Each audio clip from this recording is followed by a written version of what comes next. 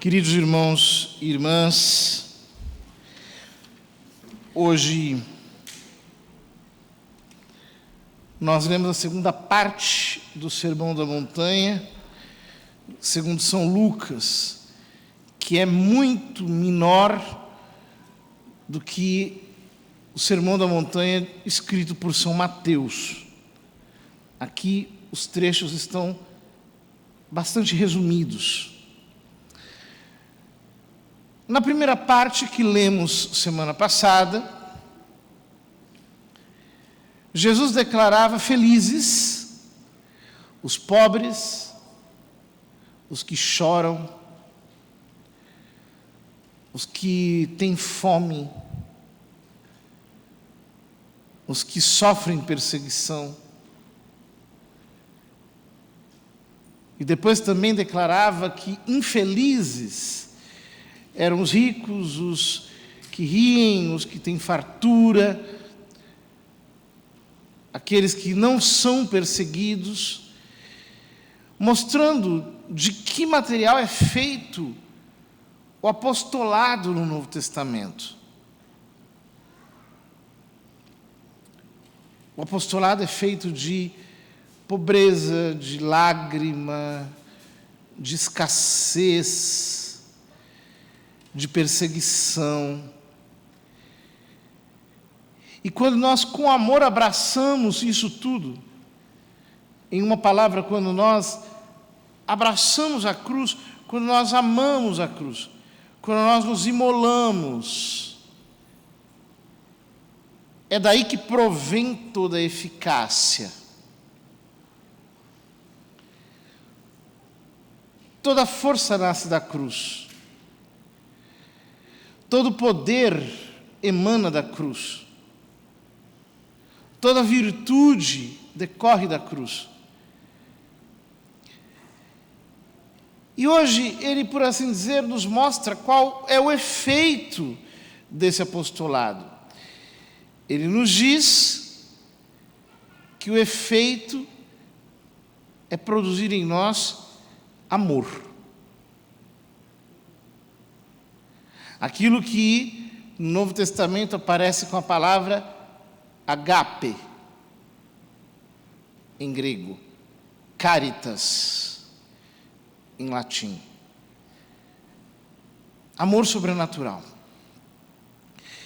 Ele diz: amai os vossos inimigos, fazei o bem aos que vos odeiam,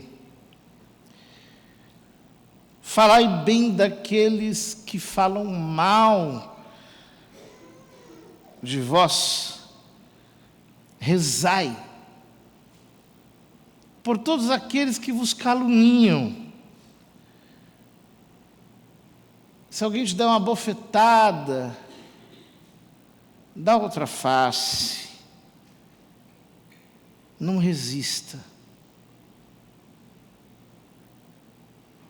Não resista a quem é perverso. O que vós desejais que os outros os façam, fazei-o também vós a eles. E mais abaixo ele explica por que disso tudo. Ele diz: amai os vossos inimigos, fazei o bem, emprestai sem esperar receber coisa alguma em troca. Então a vossa recompensa será grande e sereis filhos do Altíssimo. Porque Deus é bondoso também para com os ingratos e os maus. Sereis filhos do Altíssimo, porque Deus é bondoso também com os ingratos e os maus. Ou seja, se Deus é bom com os ingratos e os maus, eu que sou filho dele, preciso reproduzir esta mesma sua bondade. E, portanto, amar indiscriminadamente. Amar sem reservas. Amar por um motivo sobrenatural. por amor a Deus, amando Deus ao amar os outros. Isso é extraordinário porque a caridade não é a filantropia, não é aquilo que no Novo Testamento aparece com a palavra Filadelfia, não é a fraternidade apenas, não é algo tão somente horizontal. A caridade implica em que nós amemos Deus amando o próximo. Ou seja, implica em que nós amemos o próximo por amor a Deus, enxergando Deus por detrás dele, querendo honrar a Deus com todo o nosso coração. Nós lemos na primeira leitura que Abisai sugeriu a Davi que matasse Saul, e Davi disse: quem levantará a mão contra o ungido do Senhor e passará impune? Ou seja, por detrás de Saul, Davi enxergou Deus. E por amor a Deus, por reverência para com Deus, ele poupou a vida do seu próprio perseguidor, daquele que lhe queria dar a morte. Nós somos os homens do Novo Testamento. Nós precisamos estar profundamente enraizados na caridade. A rocha firme da caridade deve ser como que a pedra sobre a qual todo o nosso ser está apoiado. Isso para nós precisa ficar muito claro. Aliás, a doutrina da igreja que, quando nós pecamos gravemente, nós perdemos a caridade, não a fé. A fé permanece na nossa alma, aquilo que os teólogos chamam de fé informada, ou seja, sem a sua forma. Porque a forma da fé é a caridade.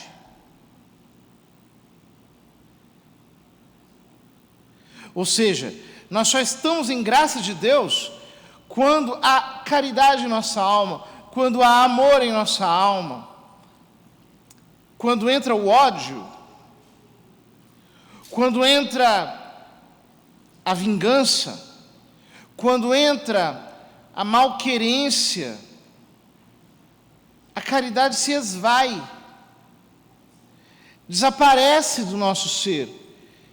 Nós deixamos de amar Deus e por isso a nossa alma fica em trevas. Um cristão constrói todo o edifício da sua vida interior sobre a caridade. Ou seja, nós não temos licença para odiar.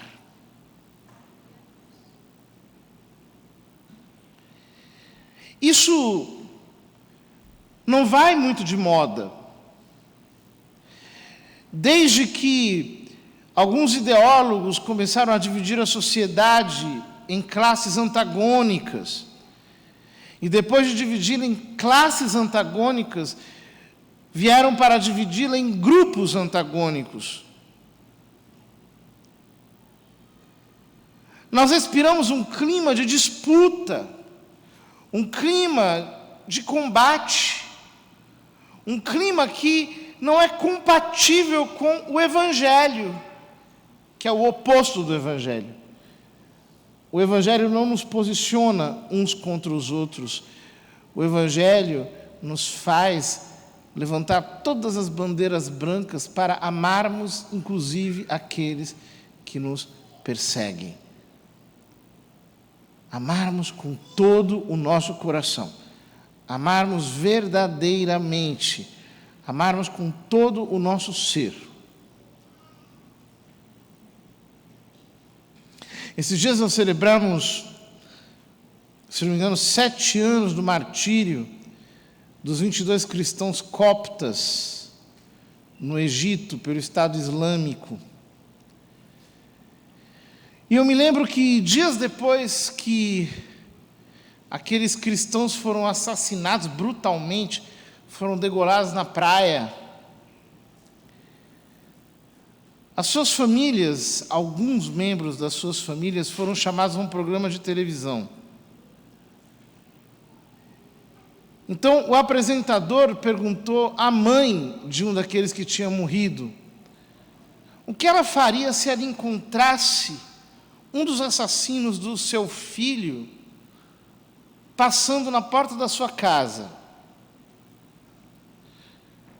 Ela disse: eu o convidaria para entrar, daria um café para ele,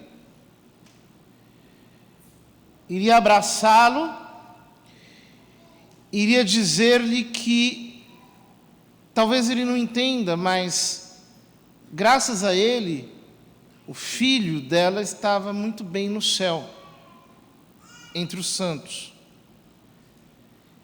E que a única coisa que ela lhe desejava é que ele fosse muito feliz.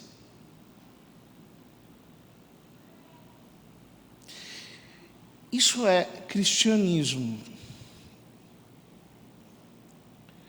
Agora, como é que nós vamos amar e perdoar se nós não conseguimos levar pequenos desaforos para casa? Se nós nos irritamos porque uma pessoa no nosso trabalho nos cutucou com um comentário ácido, se nós ficamos completamente ofendidos, se uma pessoa nos diz uma desfeita, michuruca, fruto de um raciocínio inconsequente, como é que nós chegaríamos ao martírio, amando, abençoando? Como é que nós chegaríamos ao perdão heróico se nós não conseguimos, no nosso dia a dia, amar e perdoar?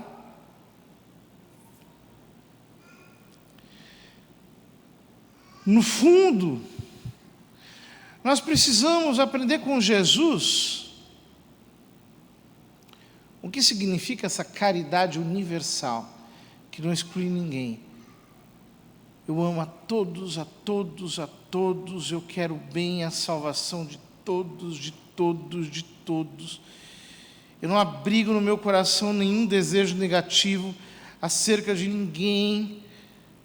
Assim como Deus quer que todos os homens se salvem e cheguem ao conhecimento da verdade, eu, como filho dele, quero o mesmo para todas as pessoas, e o meu ofício aqui é amar, perdoar, abençoar, bendizer. Nós temos que andar por este mundo com o coração na mão, dispostos a amar todas as pessoas que passam à nossa volta. Se o nosso coração não for assim,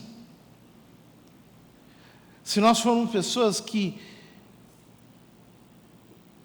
o tempo todo maldizem, caluniam, murmuram, injuriam, ofendem, se sentem ofendidas,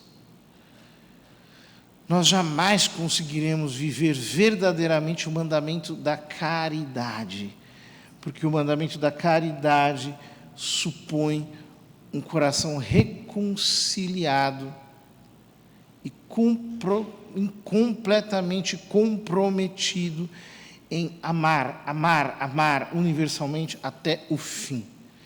Nós precisamos superar esses engasgos interiores que talvez nós tenhamos. Então pensamos em alguém e o nosso coração se engasga. Lembramos de tal pessoa, o nosso coração soluça.